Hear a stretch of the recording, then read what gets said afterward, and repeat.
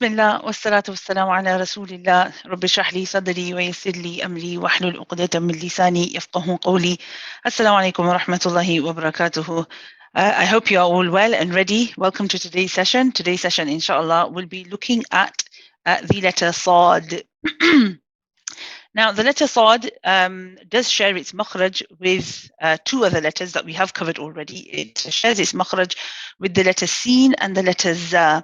So we've done these letters already, and I kept the Sad separate because it requires a little bit more discussion, and we didn't have time to do all three together. But they essentially, in terms of where they come from, it is the same. So I did cover in the past with the Sin and the Za. I did say it's the tip of the tongue.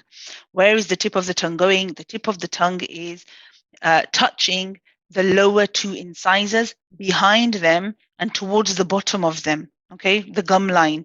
Okay, you may find that the tip of the tongue does kind of touch the teeth, but it's not. It's the bottom part of the teeth where the teeth meet the gums. Okay, so that's where the tip of the tongue is touching for the letter Sad. So you need to be careful here. The Sad shouldn't be any higher than that. Okay, so the tip of the tongue is down.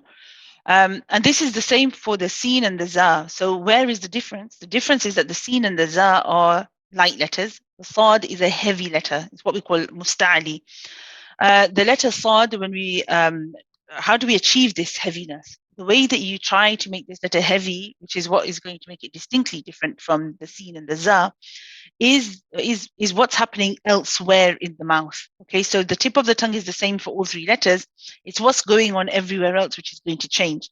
So for heavy letters, first of all, I mean, there's only 7 heavy letters in the alphabet, and Sad is one of them.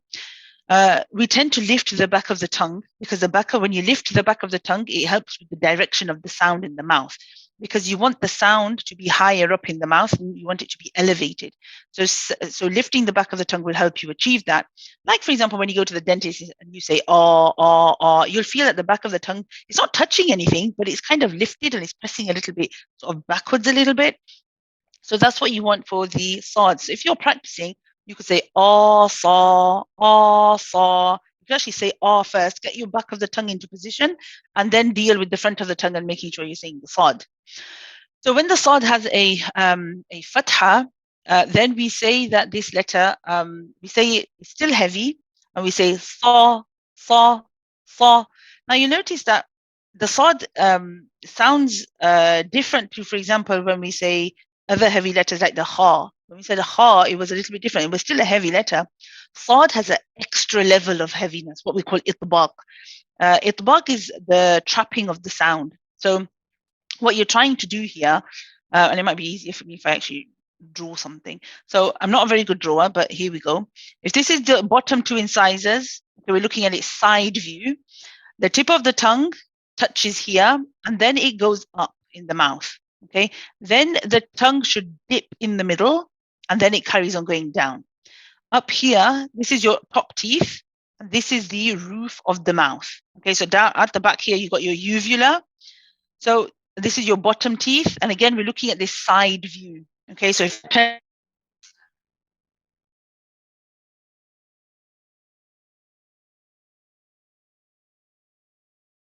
okay, so that's the view.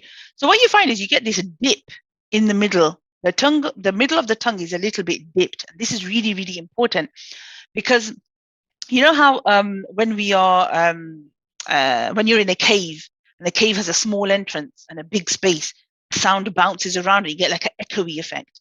That's what we're trying to achieve. So the mouth doesn't open so much. That's our entrance. So the mouth stays not closed, but it's a smaller opening.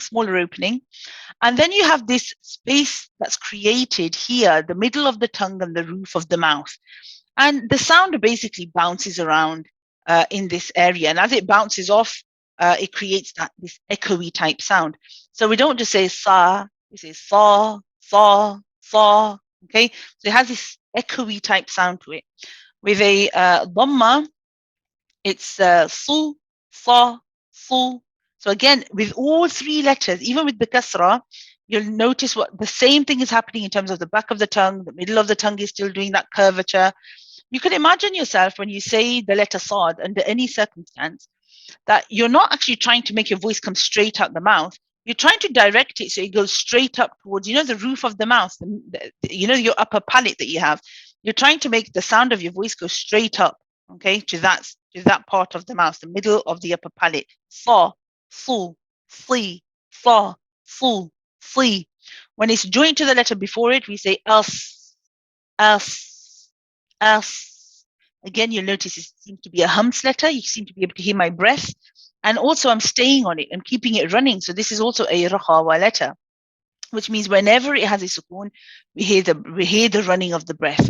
As, fa, fu, fi, as. Okay, an example in the Quran is the word as-sabirin, as-sa, as-sabirin. Then you also have an example here with the kasra, wallahu basir, wallahu basir. And then we also have an example with a sukoon.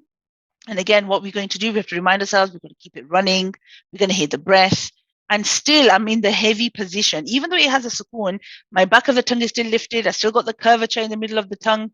Still in a heavy sad position. Fals, not fas. If you're not in the heavy position, it's very easy to mix it with the seam. So you've got to be in that heavy position in order to make sure that you are pronouncing a heavy sad and it doesn't turn into a light seam. Fals, فاصبروا فاصبروا فاصبروا. Okay, inshallah, I hope that's been helpful. Please do follow the link shared in the description and follow along with the sheikh. It'd be really good to get some practice in. Jazakumullahu khairan. I hope to see you again tomorrow. سبحانك اللهم وبحمدك نشهد أن لا إله إلا أنت نستغفرك ونتوب إليك. السلام عليكم ورحمة الله وبركاته.